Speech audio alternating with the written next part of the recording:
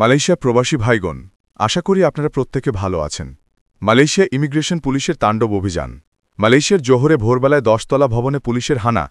চলুন খবরে বিস্তারিত জেনে নেওয়া যাক। মালয়েশিয়াতে কুয়ালালামপুর এবং জোহর বারুতে একযোগে অভিযান চালাচ্ছে ইমিগ্রেশন পুলিশ। আর এখানে অবৈধ অভিবাসীরা বড় ধরনের ঝুঁকির মধ্যে রয়েছে। দেশটির ইমিগ্রেশন বিভাগ সম্প্রতি ব্যাপক অভিযান চালিয়ে বাংলাদেশিসহ 10 জন অভিবাসীকে আটক করেছে। বৃহস্পতিবার 12 সেপ্টেম্বর ভোর থেকে শুরু হওয়া এই অভিযানে কুয়ালালামপুর ও জোহর রাজ্যে পৃথক পৃথক স্থানে অভিযান চালানো হয়। পরে সেখানে আবাসিক এলাকা দাওয়া থেকে 10তলা একটি ভবনে হানা দেয় ইমিগ্রেশন পুলিশ। দীর্ঘ 2 সপ্তাহ নজরদারি চালানোর পর ভোরে শুরু হয় এই অভিযান। এতে প্রায় 100 জন অভিবাসীর কাগজপত্র যাচাই করা হয় এবং 10 জনকে আটক করা হয়। কুয়ালালামপুরের ইমিগ্রেশন পরিচালক মো ইয়ান ইউসুফ জানিয়েছেন, আটককৃতদের মধ্যে রয়েছে 10 জন পুরুষ এবং 40 জন নারী, যাদের বয়স 16 থেকে 70 বছরের মধ্যে। তারা বিভিন্ন দেশের নাগরিক। এর মধ্যে মিয়ানমারের 10 জন, ভারতের 10 জন, পাকিস্তানের 14 জন, ইন্দোনেশিয়ার 12 জন এবং বাংলাদেশের 5 জন। তিনি আরও বলেন, স্থানীয়দের অভিযোগের ভিত্তিতে নজরদারি চালানো হচ্ছিল। অবশেষে বৃহস্পতিবার ভোরে একযোগে 10টি আবাসিক ইউনিটে অভিযান চালিয়ে অবৈধ অভিবাসীদের আটক করা হয়।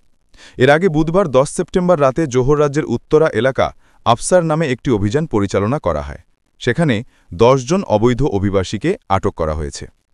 ইমিগ্রেশনের পরিচালক দাতুক মোহাম্মদ রুশদি মোহাম্মদ দাউদ তিনি জানিয়েছেন, আটককৃতদের মধ্যে রয়েছে 13 জন ইন্দোনেশিয়ান পুরুষ, 10 জন ইন্দোনেশিয়ান নারী, 12 জন মিয়ানমারের পুরুষ, 4 জন মিয়ানমারের নারী, 4 জন বাংলাদেশি পুরুষ, 1 জন নেপালি পুরুষ, 2 জন ইন্দোনেশিয়ান শিশু, যার বয়স 2 থেকে 6 বছর। তিনি আরও বলেছেন, আটককৃতদের সবাইকে ইমিগ্রেশন ডিটেনশন সেন্টারে পাঠানো হয়েছে এবং অভিবাসন আইন অনুযায়ী তাদের বিরুদ্ধে তদন্ত চলছে।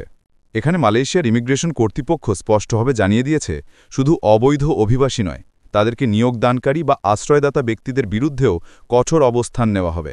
পরিচালক দাতুক বলেন, যে কোনো ব্যক্তি যদি অবৈধ অভিবাসীদের কর্মসংস্থান দেয় কিংবা আশ্রয় দেয়, তাদের বিরুদ্ধে কঠোর অনুযায়ী আইনানুগ ব্যবস্থা নেওয়া হবে।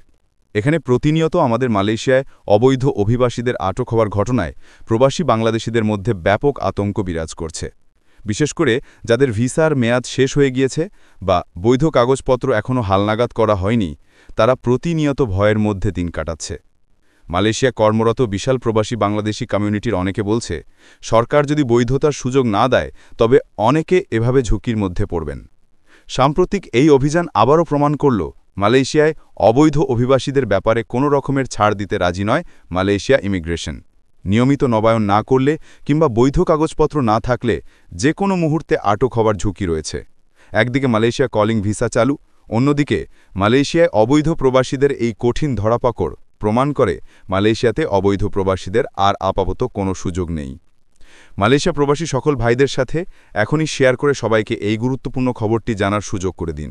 আর আপনি যদি আমাদের এই চ্যানেলটি অবশ্যই আমাদের চ্যানেলটিকে সাবস্ক্রাইব করুন মালয়েশিয়ার সকল গুরুত্বপূর্ণ খবরাখবর সবার আগে পাওয়ার জন্য। ধন্যবাদ সবাইকে। আমাদের সকল ভিডিও আপডেট সবার আগে পেতে আমাদের চ্যানেলটিকে সাবস্ক্রাইব করুন। সাবস্ক্রাইব করতে সাবস্ক্রাইব বাটনে ক্লিক করুন এবং বেল আইকনে চাপুন, যাতে আমাদের কোনো নতুন ভিডিও আপনি মিস না করুন।